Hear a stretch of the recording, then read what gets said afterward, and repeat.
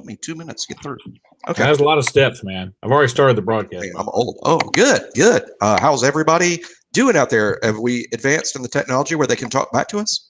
Hell no. Are you kidding? I don't want people talking back to us. No, I actually, you host shows. Do you take, when you do a radio show or a TV show, do you take callers?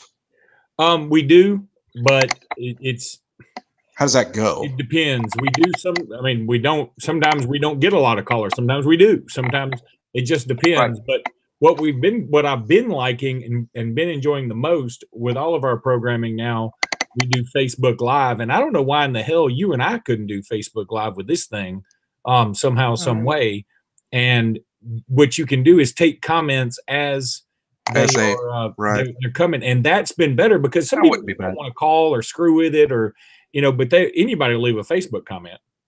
My feelings on it are like too narcissistic, I guess, probably. But when I had my radio show in Mobile, I didn't want to take calls, and the reason being, it wasn't because I didn't care about someone else's opinion at all. It was the flow of I wanted to have segments in which we talked about specific things that I thought were interesting to the listeners, and I didn't want to be 5 minutes into my spiel about our pass rush, and then a caller call in and say, I have a question about the running backs.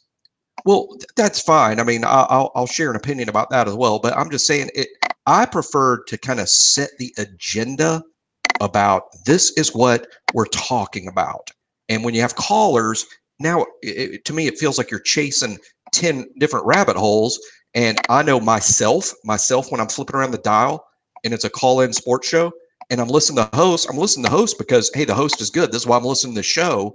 Right. And then a caller calls in with a question that I do not care about at all, or at least this caller's opinion. I'll turn the channel. I'm like, I don't care about that. I'm going to see what they're talking about on another channel. We've got one caller, and God bless his soul, who calls us every week on just about every show.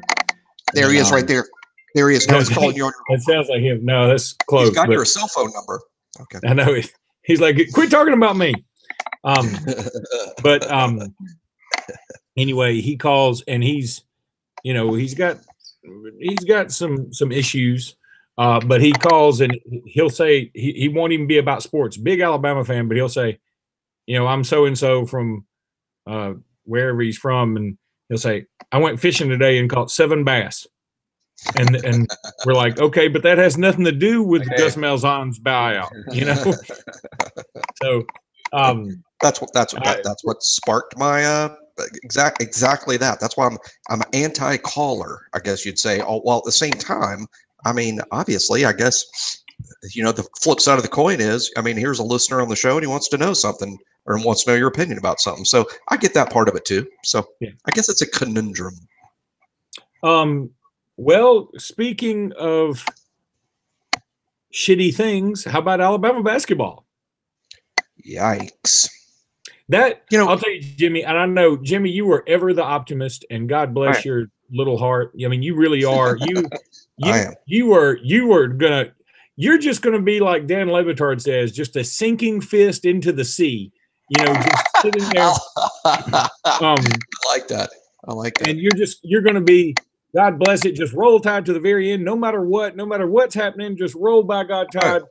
I'm gonna say at this point, even Avery Johnson's family has to be going, okay, this shit isn't working out, because Saturday was bad enough. And I mean, last Tuesday against Mississippi State was bad, but that is easily forgivable. Mississippi State's going to beat some people badly at home. So be it.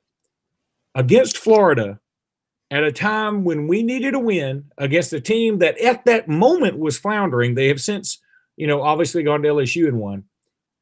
We played as if the ball itself were a Rubik's Cube, just a giant Rubik's Cube that didn't even fit in the net. We played no defense with no energy, no heart. And then we decided, let's take to the papers and say, I promise you'll see a different team on Tuesday night. We did for a little bit, and then we did for the rest of the game, and it was worse. That last 8 minutes of the A&M game is the worst basketball I've ever seen. Yeah. Yeah, we play. I think in the first half we played hard and bad, and in the second half we played a little less hard and even worse. I guess. Oh, not a little less hard. We played a lot less hard. I mean, maybe a lot less hard. The effort was good early. I even commented on, man, they're getting after it, even though it's not pretty. At least they're trying. We're diving on the floor after. But whatever Avery said to them at halftime had the opposite effect of what he was trying to do there, because they came out in the second. It was just, whew, I think the game ended on a 26-6 run, and you're not going to win many games. But when you're getting outscored 26-6 in the final 5 minutes. But one thing about that we've seen enough, and maybe we have, the powers that be are the powers that be, and whatever decision they make, I'll support as always. But a basketball season, just like anything else, I mean, it has an ebb and flow to it, unless you're a Duke or a Carolina. But we did what you're saying right now. We didn't say the morning after we beat Wichita State. We didn't say it the morning after we beat Arizona, or when we beat Penn State or won at Stephen F. Austin. We won at Stephen F. Austin and then beat Kentucky in the next game, and then played LSU pretty tough down in Baton Rouge, and they're a very good team. I'm just saying this season has had its high points. We were when it was a one possession game at top 5 Tennessee. We beat a really good Mississippi State team at home. So I'm just saying that it hasn't been a season-long disaster. We are just playing disastrously right now. Right now, we're playing terrible. And I would agree with anyone that says, as to these last 6 games, if we play these last 6 like we've played the last 3, we're going to finish 0-6, and there will have to be serious discussions about whether the Avery Johnson tenure should end. Oh, my God. Ho. I'll let you get to your butt here in a minute, because, first of all, you've said so many erroneous things to begin with. Let's start with, okay, yes, it has some ebbs and flows, but our flows haven't been equal to our ebbs. Our high points are, remember we beat Kentucky. Yeah, I remember we beat Kentucky. Don't forget, in that game, we had a 12-point lead or plus or minus with about a minute to go and damn near lost the game. Don't forget, in the Arizona game, we were up 20-something and damn near lost the game. So it's not like when we whip somebody's ass, it's a thorough ass whipping. We don't get those moments. There's never a moment like what Auburn did to Arkansas last night for us. Not with this squad. I'm just not going to give up on them when we still have a chance. I mean, there's still a mathematical chance. So I just want to see how it plays out. That's all I'm saying. Let's see how it plays out. I want to see how it plays out too. But I mean, if that's your attitude, and I get your attitude, and I appreciate your attitude, and I think that's how we should always live every moment of life, I suppose. But if you're going to do it that way, then why should anybody ever talk about it? Why shouldn't we just all decide at the end of the year that what's happened has happened? You know what I mean? Oh, and I'm all for talking for it. I think the discussion is interesting on a number of levels, and I'm glad that people care. I mean, it's Alabama basketball, so I'm glad that people care enough to get passionate about it, even if it's negative. That at least at some level of passion. I think that part is great, and I'm not saying we shouldn't talk about it. I'm not saying it's not worthy of discussion. I'm just saying as if we all had a vote on stay or go. I'm just saying I'm reserving my vote until the season is over. Now, I have some things to say until the season's over, but a vote on stay or go, to me, can't happen until the season's over, because if we make the NCAA tournament, if we do, how on earth can we say, yeah, I know you've made back-to-back NCAA tournaments for the first time in our program in 13 years, but that's not good enough, you're fired. No, I get insane. I get it. I'm talking about, and by the way, are you Morris coding some of your comments? Because or is your chair just that rickety? I keep hearing something that's like, what is that? You think it's that caller that calls in your show all the time? Maybe he's Morris coding us. He can't call us. He's, okay. So anyway, I think, wait a minute, I'm deciphering it now, Jimmy. I'm a wind talker. I think he just said, Jimmy, you were way too optimistic about this shit. I'm not optimistic in this. I'm not predicting we're going to make the tournament or predicting we're turning around. I'm just saying that we could. So, I mean, of course we could. Of course we could. I mean, so I'm not going to put the toe tag on us just yet. Okay. That's what I'm saying. I'll write it up. I'm not putting a toe tag on this, but I'm looking at it another way. That we're now chest deep in year 4, and the sample size is big enough for me to know he's gonna play pretty well usually at home against the great teams. We're going to be in a dogfight every other game all the time because we don't know how to put people away. And part of that is my theory is that he doesn't know how to motivate college players. He's very used to NBA players where they get $1 million checks. And he says, you come to work, you should be motivated. I don't have time for that shit. And when in college, every now and again, you know, you've got somebody who's worried about a girlfriend or a cousin or a math test. You have to remind them this shit's important. And like Cecil Hurt said, that whereas Avery Johnson said after the Florida game, you know, I felt the low energy vibes in film study that morning. Wimp Sanderson would have taken his own laptop. And at that time, Wimp Sanderson's laptop would have been a spiraled notebook, but still, he would have taken his laptop and smashed those vacuum tubes. Smashed it against the head of the biggest player on the team at the time, and then said, here we go. We're going to go play no fouls until game time, and the ones that are still breathing will get to start. Yeah, I mean, I agree that was he has said some unwise things during the spiral. Yep, agreed. Okay, so my thing is this. Oh, and I can go super dark. You want me to go super dark? Ready for this? I believe that Avery Johnson will not be the coach of Alabama soon. And by soon, I don't mean at the end of this season. I just mean Avery Johnson will not be the coach at Alabama for the long term. And then we're going to hire another guy, and he'll be fired too. How dark is that? That's pretty dark. That's darker than what you ever said. But I believe it. I believe it. Everybody gets fired. I mean, how many people leave on their own terms? I think if Avery, put it this way, I bet you this. When you say everybody gets fired, I agree that most coaches get fired. But had Avery come to Alabama and won big and had exceeded expectations and proven he was a good college coach, I would also tell you Avery's leaving. He's going to go coach at a basketball school. Okay. He's not going to be coaching Alabama. So what I'm saying is not every coach at Alabama's tenure is going to end in a firing. I think some coaches' tenures could end with what amounts to a promotion to a basketball school, be it Kentucky or, you know, UConn or Indiana, some sort of I'd take that actual basketball school. So I'm saying not every coach that's hired at Alabama is definitely going to be fired. I just do think that we have a toxic basketball program. I've always felt that way, and one of the most unpopular posts I ever made is when everyone celebrated we hired Avery, and 99.9% of our fans were like, hey, we just hired the NBA coach of the year. Everybody knows Avery Johnson. This is awesome. Anthony Grant's gone. And I quietly posted on one of the big boards. I'm like, you guys are going to fire him too. I mean, that made it to year 3 before the large scale discussion started about firing him. And I think that's just part of the toxicity that we have in our basketball program and have had since Al Gore invented the internet anyway.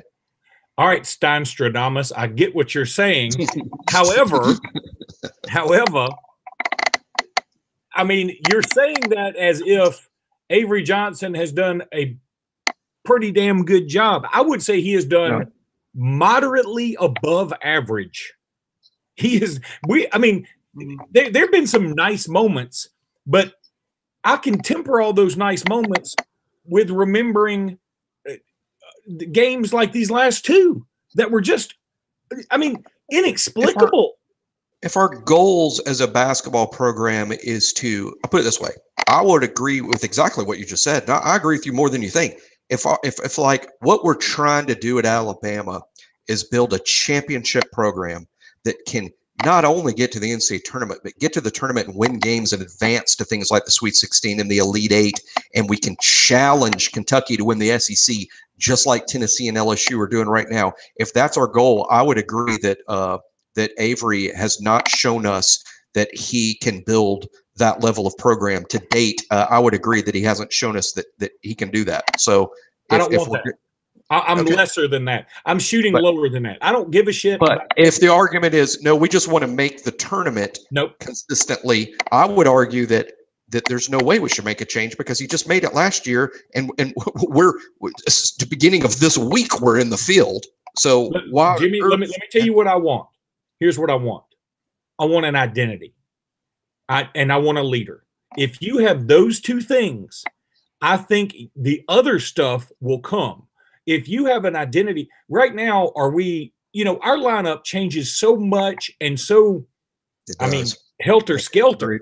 You don't know what the hell we've got. And at the end of the game last night, the one guy that's been hitting free throws and hitting some big shots of late and making hustle plays, even though he's probably the least athletic of all the players, is Riley Norris. Where is he? He's on the bench. Who do we have out there? We've got Dazon Ingram, who has traveled so much lately. He just got upgraded to first class.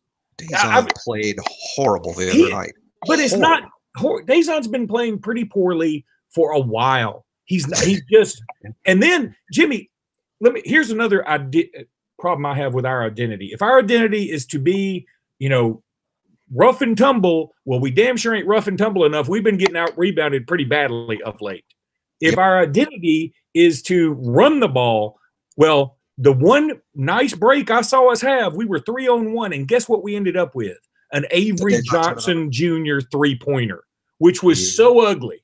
It was such a bad shot. The official had to look away. He said, I have to avert my eyes. That's pretty ugly. So are we going to beat Vanderbilt? It doesn't shock me. I do a show called Bama Blitz from 11 to noon a couple times a week on Facebook Live with our Sports Blitz crew, and the guy that I do it with is a guy named Caleb Brooks, super nice guy, very young, and he every now and again he talks in some cliches about a week ago before the Florida game. He's like, if we just take care of business and do this. I said, wait a minute, Caleb. Everybody loves to say, if blank just takes care of business. When Mount St. Mary's plays Duke, if we just take care of business and play our game, no, you're not going to beat Duke. So forget that. You better do something different. And for us, for Alabama, what does taking care of business mean? We don't know what business we're in. We don't have an identity. We don't have anything that lets people know, what Auburn is. Auburn is a three-point shooting, get in your face, foul you often, hope they don't call it, but when they do call it, Auburn's going to be in trouble, or when their shots aren't falling, Auburn's going to be in trouble. We know this. But when Auburn's shots are dropping like they were against Arkansas, they're going to beat your brakes off. When our shots are falling, well, I don't know when that ever happens, because I've never seen it happen when we've had several people hot from beyond the arc. Right. I don't know who our leader is, and I include Avery Johnson Sr. Who is the guy on our team that's going to turn to everybody when A&M is making a run after we've been up 12, a horrible A&M team. They had more people in the yell crew than they had in the stands. And all somebody had to do was turn to the rest of the teammates to go, we ain't letting these sons of bitches come back. We're fighting for a tournament spot. They're fighting to not have to play the first night of the SEC tournament. Wake up. Mm-hmm. And nobody did it. No. It was bad. Pathetic. I used the word pathetic on the Twitter. Wow. It was pathetic. So I'm not like all sun. I'm not all sunshine about what's going on. I'm just saying, if we make the tournament, I will believe that our program is on an even keel, and there's no reason to give up on what's happening. If we make the tournament, if we don't make the tournament, then we have to decide. The program's either getting better or it's getting worse. That's what I mean. I think that's when you make a change, is when the program's getting worse. And while I agree that as we speak, the season is getting worse, the season's not over. That's all. Okay. There's the difference. I'm judging to this point, this minute. And I'm saying right now, I think we have 100% regressed. I think you're looking ahead and say, now, today, if things get better and we make the tournament, then I also can change my opinion and say, you know what? Maybe maybe he had an epiphany. Maybe he jumped somebody's ass. Maybe somebody took the reins. But as of this moment, I do not know who the team leader is. I don't know that our coach has his pulse on has his finger on the pulse of the team. And I don't know that the fans connect with him anymore. And frankly, somebody else has tried to compare Bruce Pearl and his promotion of the program with Avery Johnson's. And maybe this is only because I'm in Alexander City, Alabama, which is closer to Auburn. But I would say Bruce Pearl has promoted his program 100 times more than Avery Johnson has. Whereas Avery did 100 times more than Anthony Grant. Bruce is always around, always doing something, giving to charity, doing some goofy stuff like going to Chick-fil-A and buying everybody French fries. But at least it's an effort. Avery, I know he promotes and he has some things and a hashtag and a whatever, but I don't hear about him as much as I do from Bruce. And It's not like Bruce didn't have some bad moments at Auburn. He's had a bunch of them until last year. Yeah, I'm not sure. Just like Avery's tenure, there's a couple of different ways to look at Bruce Pearl's tenure. And certainly Bruce Pearl is in no danger of losing his job over not winning enough games at Auburn. That's definitely true. I would just say that Bruce Pearl's tenure hasn't all been rainbows and unicorns. There's been some dark times over there, including even the NCAA and FBI. Those type of acronyms you don't really want associated with your NCAA basketball program, and they've had too much FBI talk over there. So, and while the winning, while Auburn is definitely winning more than they were prior to his arrival, there was a time this season, when they weren't playing well at all. They might have things turned around, but we'll see. I think that game in Tuscaloosa is just critical as of right now, but I don't think Alabama needs to worry about those home games against Auburn and LSU. Alabama needs to get this together, or they could lose to Vanderbilt Saturday. And if Alabama loses at home to winless Vanderbilt, yikes. Well, now let's go back to Bruce Pearl just for a second. While you're right, his first 3 years they were subpar.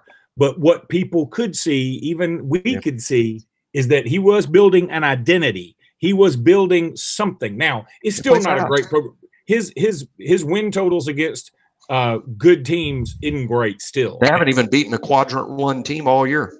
Right. Alabama's got more Quadrant 1 wins than they do. Right. Which is crazy. I understand that. But what I'm saying is, you know what they are. You know what they're going to be, and you know what kind of effort they're going to give specifically at home. When we play at home, we don't know. Now, part of that could be that Alabama has the worst home crowd, in my opinion, in the SEC. We are literally, our average age of the first 3 rows is 68, and the percentage of people with crossed legs and folded arms is 98%. Science, scientific numbers. I'm just throwing out facts, people. No. I agree. Our home court advantage, other than a handful of games, it'll be weird. Our home court advantage against Auburn will be fantastic. Against Kentucky, fairly good. But yeah, when we play Vanderbilt Saturday, it's going to be a small, quiet crowd, and almost no one else has that in the league. And again, it gets back to what I've said about our basketball program.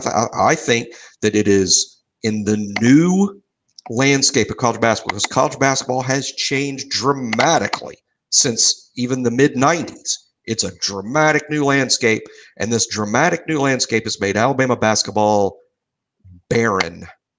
We have not adjusted as a program, as fans, to the new reality of college basketball, and it's just basically created a lot of angry people. Yep. That's what I think. And I had somebody say, well, but if we fire Avery, or then what if somebody transfers? And I said, in this day and age of basketball, it doesn't make a shit who comes and goes. You can immediately build a program without recruiting. Yeah, just 2 seasons. You just completely can change a roster in college basketball. It's not a reason to keep the coach because you're afraid kids will transfer. That's just short sighted. If you need to make a change, you need to make a change, and don't worry about the roster for a while. But what cracks me up is, and I've read all the threads. I read them all. Some of it gets me upset, but a lot of it just amuses me. And here's one of the most amusing parts to me is fans get everything is so black and white in that world. There's no gray area. Things are either perfect or the most apoplectic disaster. You would swear reading those threads that Alabama was sitting here 0-26. No, I agree. What's our record? It must be 0-26. But several coaches that they're suggesting this is who we need to hire, and then they suggest a guy, and my first thought is, oh yeah, Avery beat that guy twice. Yeah. And we did the same thing during the Anthony Grant search. I'm reading about all these great coaches, and I'm like, yeah, that guy, yeah, Anthony beat him. So, well, this guy that you think is so incompetent is beating some of these coaches that you think are so good. And that's what's outrageous to me. I mean, good Lord. I mean, I just saw today, like, we really need to pony up. This time when we go talk to Greg Marshall, let's really pony up. I'm like, yeah, Greg Marshall, you mean the coach at Avery beat just 2 months ago? That guy? Well, let me ask you this, Jimmy. Let me put it another way. You can have Avery Johnson for 3 more years, or you can take a shot with Greg Marshall for 3 more years. What are you doing?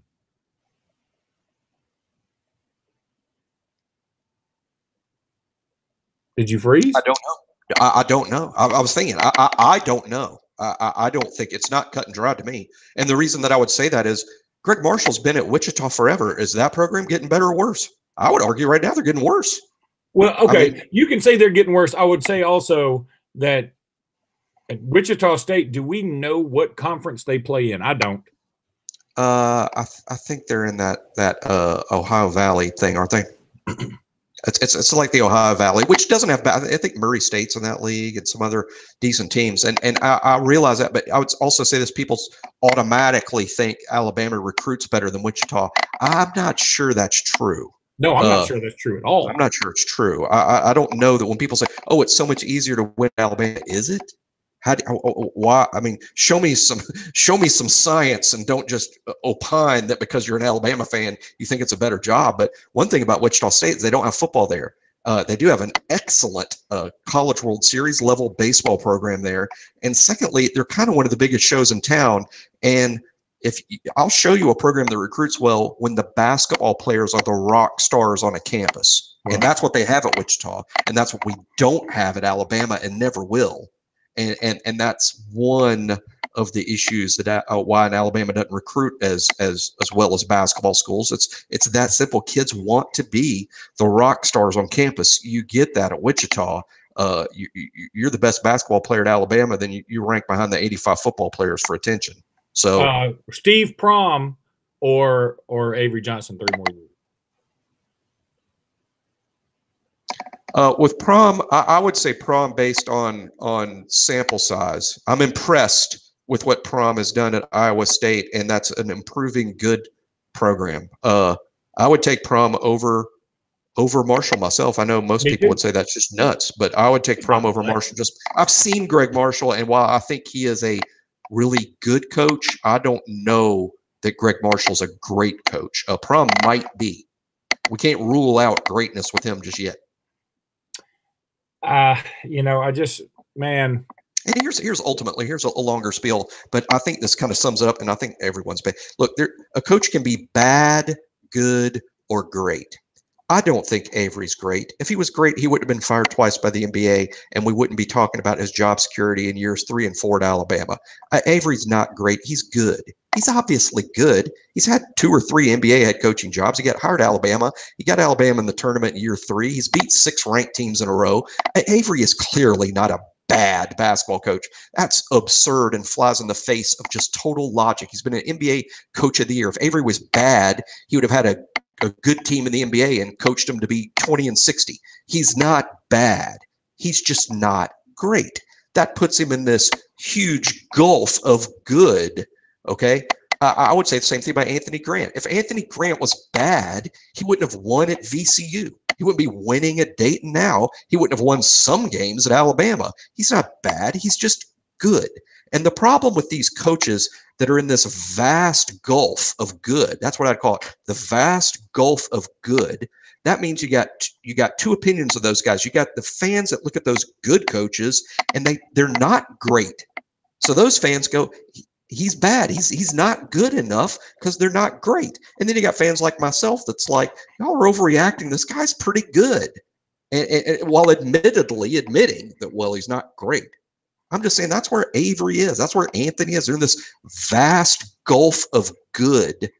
So there's two different ways to look at it. You have the negativity is like it's not good enough. The positivity is like, you guys are crazy. If you think he's bad, he's not. So that's kind of, I think, where Alabama usually is. I'd say Mark Godfrey the same way. He's not great. He wouldn't be fired so much. He wouldn't have lost his job at Alabama. He's not great. He's just good. So the only way to me Alabama's ever going to get out of where they are right now is to hire a great coach. And we thought maybe that would be Avery at this level. Maybe it was. We tried. Maybe it's not. But for Alabama to move to a different level of basketball, we need a great coach. Billy Donovan is a great coach. Now, how is Alabama going to find a great coach?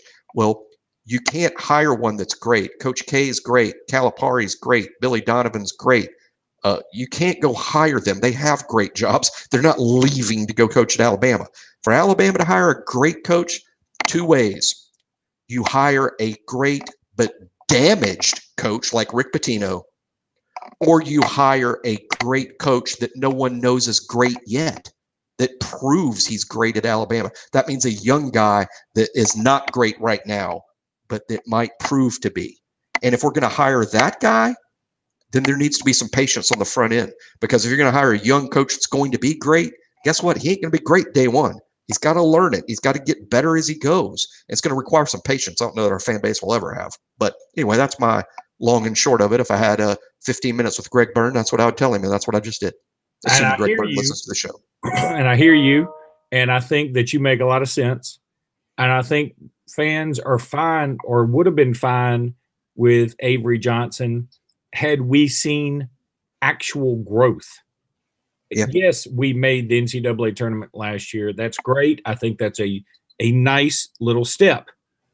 I think we should have been better last year, but we made the tournament, so it erased some doubts and mistakes. This year, I think we're good enough to get in the tournament, specifically in accordance with the rest of the SEC. Yet, here we go, losing twice to Texas A&M, one of the worst teams in the league, struggling with Vanderbilt. While I know Vanderbilt gave Tennessee fits and blah, blah, blah. That's an in-state rival. We get embarrassed. I mean, there's no other way to say it. We were embarrassed by Florida. We give up a 21-point lead to Georgia State. You go down the list and all of a sudden you say, and even some of the wins, I mean, the Kentucky win, the Arizona win, it's like, how big a lead is safe for us to be like, whew, we don't have one. We never have a lead where we go, whew. I turned the channel on last night and it was like 13-1 Auburn against Arkansas. And I said, that shit's over. Yep. I mean, there's no way Arkansas is coming back from this. And if we were up 13-1, first of all, there'd only be 5 minutes left in the first half. Sure. And secondly, I would say we're going to have 2 or 3 inexcusably bad turnovers that just, I mean, Dejon Ingram threw the ball into Dante Hall last night and led him out of bounds. You had to put the ball in a specific area to make a man whose wingspan is 12'8" to go out of bounds, and Dante had no other choice but to walk out of bounds with it. I remember it. Man, we're getting a lot of angry callers on the show. A lot of angry callers. Caller, you're on there. Welcome. Yeah, Luke, I think Jimmy's a dumbass. Back to you. 5'9", 195, Dan. First-time listener, long-time caller. You're in the jungle with Rome. Rack him. All right, that's enough basketball. Do we have other sports? Football. Yeah, is anything happening with football? You got anything? I mean, we're recruiting. I mean, right now, recruiting plenty. I'm break some news. We start practice 2 weeks from tomorrow. That I haven't been in the media anywhere, but I know we start practice March 8th. So we're just 2 weeks away from the start of spring practice. Very excited about, I would say, a new look Alabama. One thing I would like to get people talking about that I find interesting that no one talks about very much, but I think is interesting, is while there will be no overhaul of schemes on either side of the ball because we're still coached by one Nicholas Lou Saban who doesn't overhaul anything, and why would he? He's the greatest of all time, and it works every year. However, our offense last year was coordinated by a guy who has been a college spread coach, very comfortable with multiple wide receivers, very comfortable with up tempo, very comfortable with spread principles, playing fast, spreading it out, throwing it east and west, getting the defense spread out, and making plays through running zone plays. And now he is out and replaced by an NFL offensive coordinator who not only is coming to Alabama directly from the National Football League, who directed pro-style offenses at Southern Cal and a pro-style offense at Washington. So we really do have, all relative to Nick Saban, an offensive overhaul in terms of how it's going to look. And this is how I think it's going to look: slightly different, more play action, more pro-style, more running power plays out of the running back position. We also happen to have a 6'2", 235-pound running back perfectly suited for that type of offense, just like Josh Jacobs was perfectly suited for the spread. Najee Harris is perfectly suited for a pro-style offense. So I don't think that's being talked about enough, and I find that very, very interesting. It is interesting because I don't think we've had a lot of football talk, period. I mean, you and I have been on a bit of a Pringles hiatus. Our hiatus was sponsored by Pringles. It was. Thank you for that vacation to Bay Minette Pringles. I enjoyed my. You got to go to Bay Minette. I got to go to Childersburg. See, Gerald Wallace is from Chile. Yeah, you're just going up there crying that Gerald Wallace is out of eligibility. Have I told you my seeing Gerald Wallace in high school story? No, this is gonna be great. All right, so I was on the for some comical reason I was on the board of directors of the Chamber of Commerce at the time in Ellick City, and we had a meeting or an annual meeting or whatever, and I was wearing just a sport coat and a tie or whatever. Well, I drive up and a guy Kerry Clark, and I meet Bama to all you people out there. And I meet for dinner, and then we're going to go see Gerald Wallace play. Well, when I get there, everything's sold out. He was playing Jamario Moon in Coosa County. It's a pretty big rivalry, and Jamario Moon, he was a badass.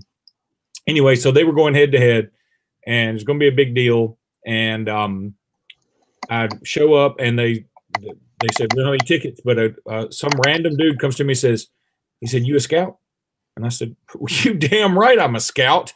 Of course. Out on a coat and tie, and he said, y'all come with me. So he got us in, and I was right under the basket when Gerald had several of his dunks that night. So it was pretty cool. Sweet. And you played the role of a scout. I did, and he knew I was a scout when I said, that kid's going to play in the NBA one day, sir.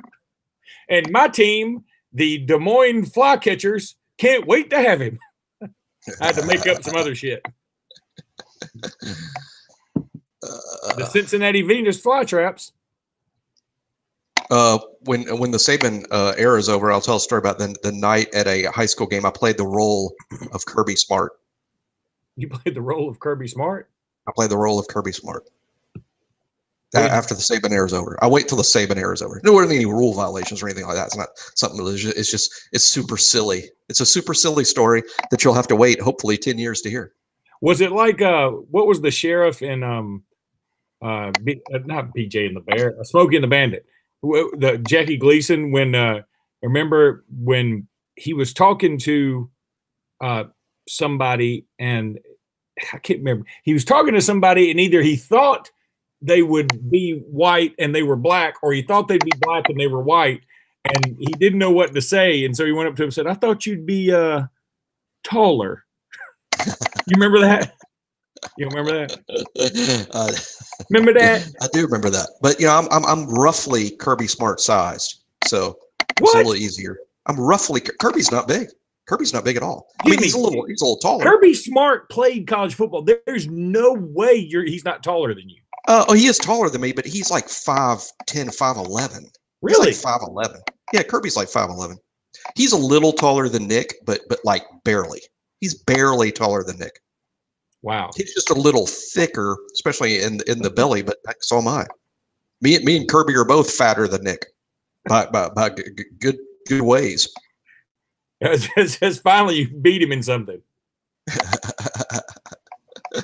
But we'll save it for the end of the Saban era. So when everybody's real depressed, when like Nick retires and everybody's depressed, the one shining good news will be, okay, now Jimmy can tell us Kirby Smart story. Well, you've been watching old videos, not home videos, like old videos of games this past year. I have. I'm only up to game 3 though. Tonight, actually, I'm at game 3. I'm at Ole Miss. I watched Louisville and I watched Arkansas State, and man, we played really good. You know, who played really good against Arkansas State was Jalen. I'd forgotten about that. I would say that against Arkansas State, Jalen was equal to or nearly as efficient as Tua.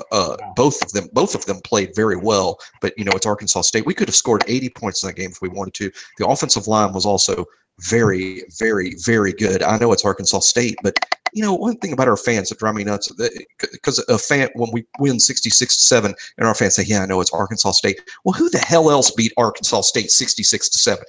They don't just roll the ball out there and you beat a bowl team 66-7.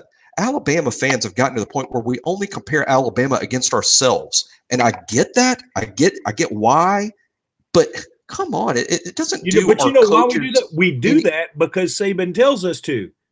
You know this. He does, but he also wants us to be a little more supportive and positive and not complain when we beat somebody 66-7. You know, he doesn't want us doing that. I mean, he wants him and the team to hold themselves to that standard. I don't know that he likes the fans doing it, because from the fans, he'd rather hear constant positive gratification from the fans. I know that's what he would prefer. I don't really know that that's true. I don't know that Nick Saban prefers anything. I don't think he likes the fan grumbling. I think he likes the fans having positivity, because that is what affects recruits. Recruits have to want to play here. That's true. And so I think that's where that comes. I'm just saying, I did watch those 2 games we played. I thought Louisville. I thought live time, when I watched it live, I was more impressed with us against Louisville when I watched it on tape. We did beat the shit out of them, and Louisville proved to be really, really bad. I would argue that may have been the best game Louisville played all year, though. I think we completely kicked them into the 20-foot grave that game. But we had a lot of bus against Louisville. There was a lot of bus. Maybe that's just typical first game stuff, but I noticed this time around, watching tape, rewind and really analyzing instead of just watching the game like you do when it's live. I saw more bus than I remember, and we left some points on the field, a couple of turnovers. Tua was good. Tua was a little reckless at times. We played, I thought, much better against Arkansas State, who frankly was a better team.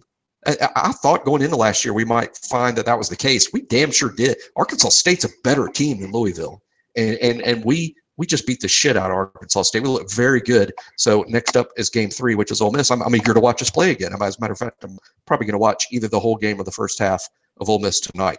What I've really been watching, and what I could spend and talk a whole hour about, is I have watched a ton of tape of 2020 prospects to get completely up to speed on the new kids we're recruiting. My early focus is always on in-state players, because I get asked about that more than any other kid. So, who's your favorite? Man, that is a good question. Just happen to have some of my notes right here. I love Christian Story. I think he's an NFL player. I like Robbie Ashford a lot more than most people do. Even Robbie Ashford's rated very high. I don't think he's rated high enough. Jackson Bratton's going to be a really good player at Alabama. I tell you, the two wide receivers who are really, really good are E.J. Williams from Central Phoenix City and J.J. Evans from Montevallo. They're both very, very good. A lot of good outside linebackers in state. I think the best and the one most likely to know about Alabama is Quindarius Robinson from Birmingham. I think Q Robinson is really good. probably a little better than the other guys, but the other guys like DeRicky Wright from Etowah, Cam Riley from Hillcrest Evergreen, Demoy Kennedy from Theodore, my area. These are just slam dunk SEC athletes that all happen to be outside linebackers. Jason Jones is likely to be my number one prospect in Alabama. I will say this. I think Jason Jones deserves the number one rankings, my number one ranked player. But unlike some of the others, I think he still is ranked that high based on his potential, and I think is still very, very raw and has a ways to go athletically. I think Jason Jones will be a spectacular player in college if Scott Cochran considers him a spectacular worker on that aspect. I think Jason Jones has to not like lose weight. It's not like he's an overweight guy.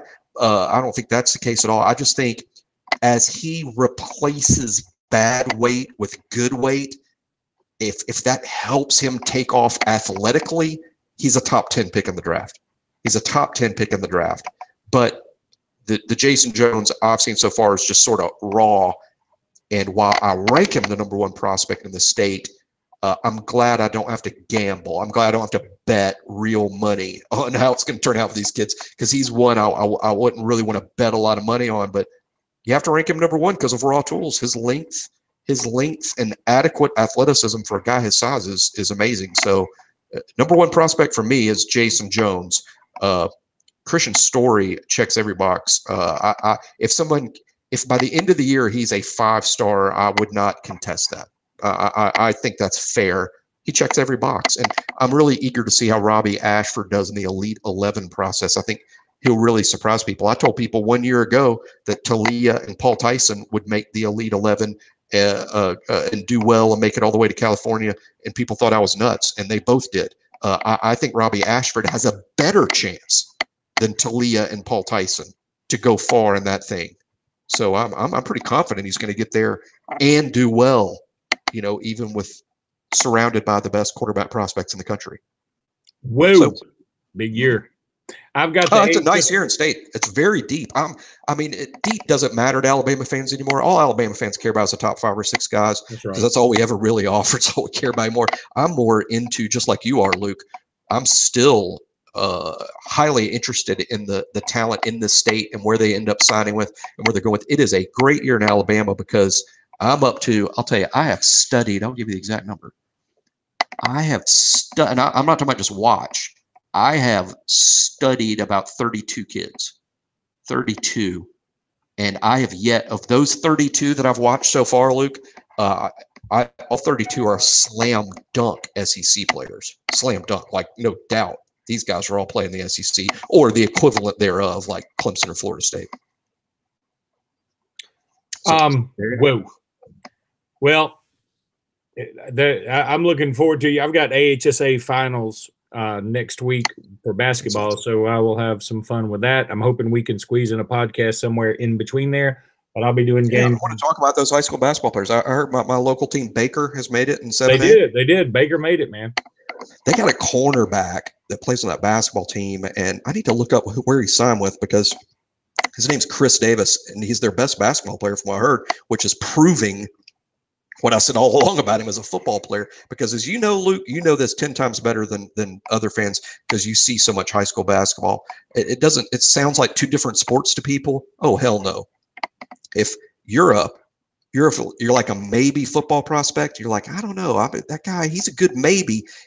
And then you show on the basketball court that you're a fantastic basketball athlete, you've just convinced me you're a good football prospect. You know what I mean? Oh, yeah. Can't you tell, Luke, when you watch football players play basketball, you can really see their football skill level. And Chris Davis is one guy I want you to watch there for Baker. He's a corner at Baker and probably a safety wide receiver type guy. And I'm like, why isn't this guy getting more? And I'm not talking about Alabama offer. I'm talking about like, man, somebody like freaking Southern Miss or UAB needs to be beating down this kid's door. And I'm not sure where he signed. Hell, for all I know, he signed with USC. I don't think so. But I'm just saying, Chris Davis from Baker, really good football prospect. And he's Baker's best basketball player. He's got him all the way to the Final Four. Heck of an athlete. Well, I will keep my eye on Mr. Chris Baker, and I'll tell him, you've got a fan in Mobile. And call our show. All right, I've got to run, but roll tide, everybody. We will be in touch soon. We won't take this long again. Jimmy, I've been to Canada and to where the hell else I go? Ohio. I went all over the damn place, man. I've been in extensive meetings with Pringles. Well, did you get any headway? No. Did you get any free Pringles? I got some Pringles. You know, that would be just like us. They'd be like, we have a meeting with Pringles. They're like, okay, get some snacks out for them. Well, I guess you want Pringles for them. No, those sons of bitches get Tostitos. No, they gave me a lot of Pringles. Only had to pay $3.99 a can. Is it? You can have all the Pringles you want at $3.99 a can. But sir, it says $2.99 on the can. I said $3.99 a can, dumbass. It's like you were there. That's the conversation that happened. Well, yeah, they FaceTimed me in. They wanted me to be equally as insulted. All right, man. I'll talk to you later. Okay. Roll Tide. Roll Tide. See you, buddy. All right, bye.